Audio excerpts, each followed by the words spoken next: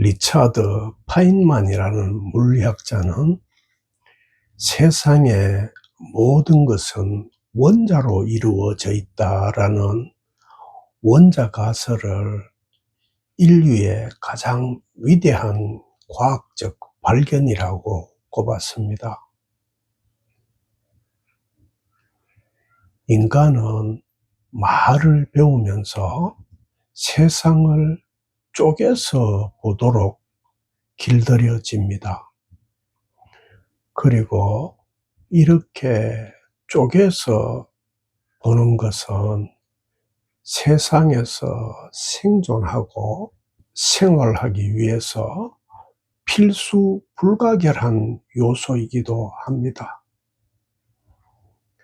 유익한 것과 해로운 것을 쪼개서 보는 방법을 모르면 생존이 불가능하기 때문입니다.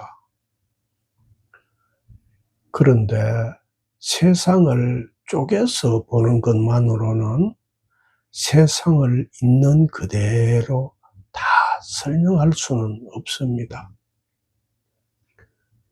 그래서 리차드 파인만은 원자 가설에 원자들이 어떻게 배열되고 상호작용하느냐에 따라 전혀 새로운 성질과 현상이 나타난다라는 설명을 덧붙이고 있습니다. 파인만은 이런 성질을 설명하기 위해 물을 예로 드는데 상당히 적절한 사례라고 보입니다. 복잡한 물리적 설명은 제외하고 우리가 상식선에서 배워서 알고 있는 지식에서 접근해 보아도 이러한 물리적 성격을 쉽게 이해할 수 있습니다. 물은 수소 원자와 산소 원자가 같이 있는 것만으로는 일어나는 사건이 아닙니다. 물에 흐르는 성질이나 물이 둥글게 맺히는 성질이나 물의 축축한 성질이 나타나는 과정을 좀 딱딱한 설명이지만 물리학적 지식을 빌려와서 말씀드려 보겠습니다. 수소 원자 2개와 산소 원자 1개가 결합할 때 수소 원자 2개는 각각 1개의 전자를 내어놓고 산소 원자는 2개의 전자를 내어놓아서 산소 원자 1개와 수소 원자 2개가 결합하면서 총 4개, 즉 2쌍의 전자를 공유하게 되고 이때 산소가 전자를 더 강하게 끌어당기는 상호작용으로 인해 물 분자는 전기적 극성을 띠게 되며 이로 인해 물 분자끼리 서로 강하게 끌어다니는 창발성이 나타나게 된다라고 일반적으로 설명하고 있습니다. 그런데 여기서 물리학자들이 말하는 창발성은 더 이상 물리학적인 표현이 아니고 인문학적인 표현이기 때문에 물리학자들은 창발성이란 인문학적인 표현을 수학적이고 물리학적인 측면에서 접근하기 위해 복잡계 물리학이라는 것을 정립해서 다시 물리적인 시각에서 설명을 하려고 시도하고 있습니다. 그런데 인류가 발견한 이런 엄청난 지식이 주는 무게에 억눌려서 많은 사람들이 쉽게 보지 못하는 착시가 있습니다. 과학자들은 수학이라는 수치를 나타내는 도구로 세계를 설명합니다. 그런데 수학은 기호와 숫자로 된 언어입니다. 다시 말해 실제가 아닌 말과 그림으로 된 가상의 관념 세계이지 실제 세계가 아닙니다. 지도가 아무리 정교해도 지도는 영토가 아닙니다. 지도에 나와 있는 계곡에는 물이 흐르지 않고 지도에 나와 있는 바다에는 배를 띄울 수 없습니다. 그러므로 물리학자들이 쪼개서 보여주는 환원주의적 세상은 이론적인 세계이지 실제의 세계가 아닙니다. 실제의 세계에서는 아무것도 분리되어 있지 않습니다. 이런 측면에서 말하면 깨달음 여정은 세계가 서로 분리되어 있다는 망상에서 깨어나는 것이라고 진술해도 틀린 진술이 아닙니다. 인간이란 종은 생물학적인 생존과 사회라는 시스템 때문에 세상을 쪼개보는데 길들여져서 쪼개서 보는 세상을 실제의 세상이라고 여기지만 이것은 엄청난 착각입니다. 벽돌집은 벽돌로 지어져 있지만 벽돌집을 구성하고 있는 벽돌을 한 장 가져와서 잘게 부수고 갈아서 분석해도 벽돌집을 설명하지는 못합니다. 그러므로 깨어난다는 것은 벽돌만 보던 시야를 벽돌집 전체를 보는 시야로 바꾸는 것이라고도 말할 수 있습니다. 물리학자들이 양자역학에서도 진술하고 있듯이 우주만상은 원래 쪼개진 세상이 아닙니다.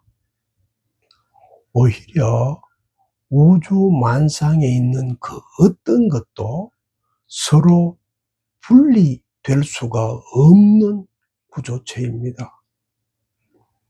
그래서 예로부터 현자들은 이러한 진실을 전체적 시각에서 여러 가지로 진술하고 있습니다. 장자는 천지여아동건이라고 말합니다. 즉 천지는 나와 더불어 나란히 생겨났고 만물은 나와 더불어 하나다라고 말하고 있으며 불가에서는 인드라망이라고 말합니다. 그런데 이러한 전체적 시각이 이해가 되었다는 것과 실제로 전체적 시각으로 산다는 것은 전혀 다른 문제입니다. 우리는 일상생활을 하면서 많은 일들을 겪습니다. 안타깝지만 그 중에 어떤 일은 차라리 일어나지 않았으면 좋았을 그런 무거운 일들도 겪게 됩니다. 그리고 머리로 이해한다 하더라도 차라리 일어나지 않았으면 하는 일을 전체적 시각에서 실제로 선뜻 받아들이는 것은 결코 쉽지 않습니다. 예수께서는 참새 한 마리도 아버지 없이는 땅에 떨어지지 않는다라고 가르쳤습니다. 이 진술을 현대적인 용어로 다시 풀면 우주 만상에서 일어나는 그 어떤 일도 우주 전체가 동의하지 않은 일은 일어나지 않는다라는 뜻입니다. 놀라운 진술입니다. 먼지 한 톨이 굴러가기 위해서도 우주 전체가 동의해야 한다는 말입니다. 여러분은 이 진술에 동의가 되십니까?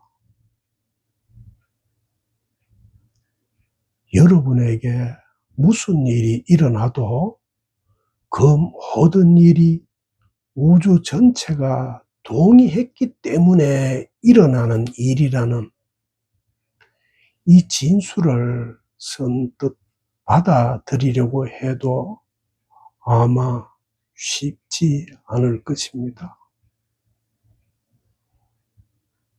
여러분 자신에게 정직하게 물어보십시오. 세상에는 불행이라고 부르는 여러 가지 소식이 있습니다. 그런데 불행이라는 어떤 소식이 자신이나 가족이나 나와 밀접하게 관련된 사람에게 일어난다면 그런 모든 일이 우주 전체가 동의하지 않으면 일어날 수 없는 일이라는 것을 알고 있다 하더라도 선뜻 받아들일 수가 있을까요?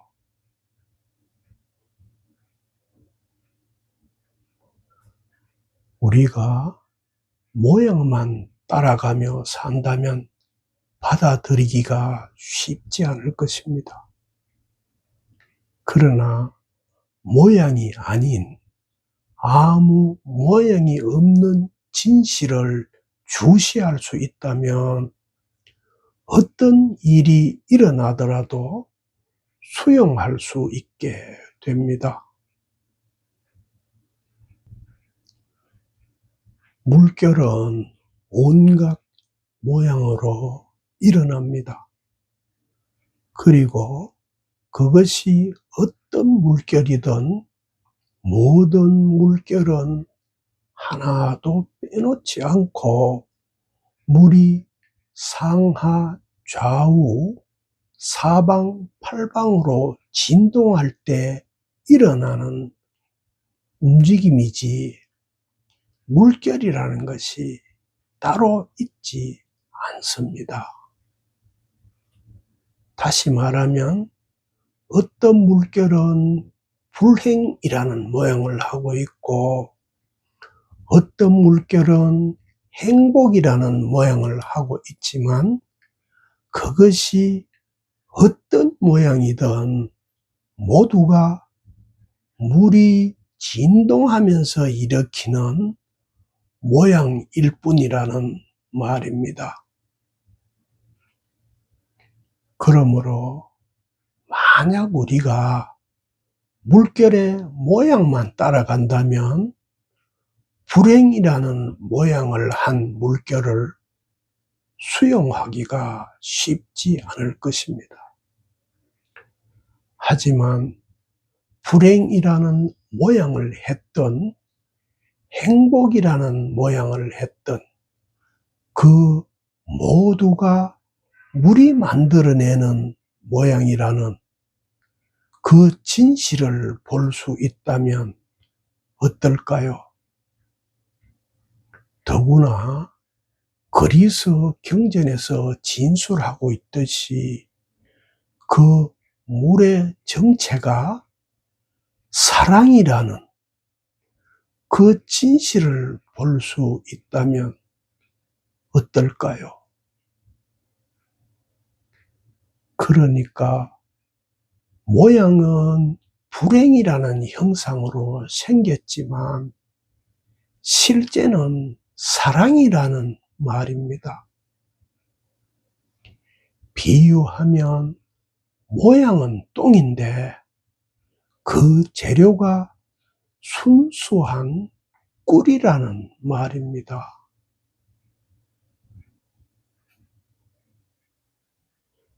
몸은 하나이지만 그 지체는 여럿이고 지체마다 하는 기능도 다 다릅니다. 그렇지만 각 지체가 모양은 다 다르더라도 하나인 몸으로 연결되어 몸 전체의 유익이 되도록 작동합니다. 항문이 소화된 음식을 밖으로 배출하지 못하면 음식을 먹는 입은 아무 소용이 없어집니다. 이처럼 부분이 없이는 전체가 없으며 또한 전체가 아닌 부분도 없습니다. 이와 마찬가지로 순간이 없으면 영원도 없으며 영원이 아닌 순간도 있을 수 없습니다. 여러분, 전체를 보고 싶습니까? 진실을 똑바로 보십시오. 어떤 부분도 전체가 아닌 부분은 없습니다.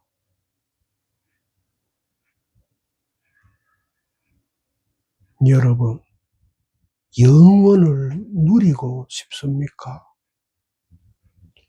진실을 똑바로 보십시오. 어떤 순간도 영원이 아닌 순간은 없습니다.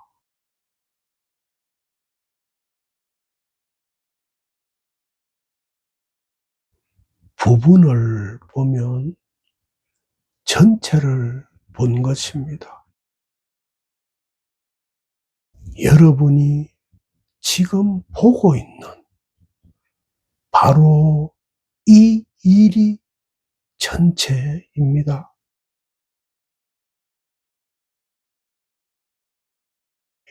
여러분이 바로 전체입니다.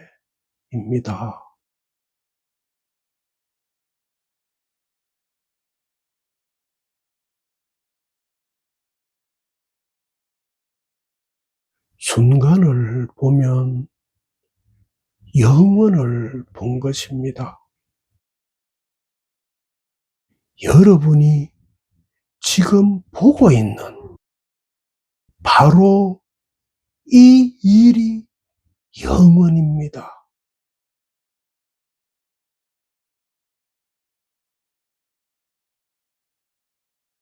여러분이 바로 영원입니다.